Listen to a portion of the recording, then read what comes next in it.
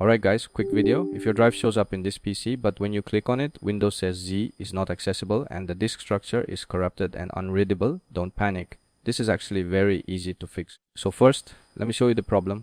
My Z drive is visible right here, but the moment I try to open it, I get this error message.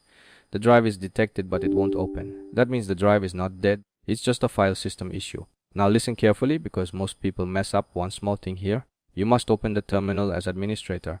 If you don't, you will get an access denied error and the fix will not work. So what I do is click on start, search for command prompt or terminal, right click it and choose run as administrator.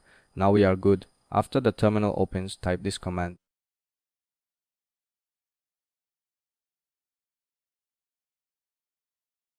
Z is my drive letter. If your drive letter is different, use your own letter. Now press enter. At this point, Windows will start scanning the drive. You'll see it checking files, fixing indexes, and repairing the file system. Just let it run. Don't close the window.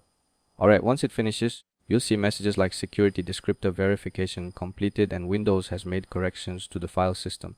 That means the fix worked. Now I close the terminal, open File Explorer again, and check the drive. And as you can see, the drive opens normally now. No more error, no formatting. All files are still there, that's it. So if your drive says the disk structure is corrupted and unreadable, just run CHKDSK properly as administrator. Simple fix. No data loss. If this helped you, hit the like button, subscribe for more quick fixes, and I'll see you in the next one.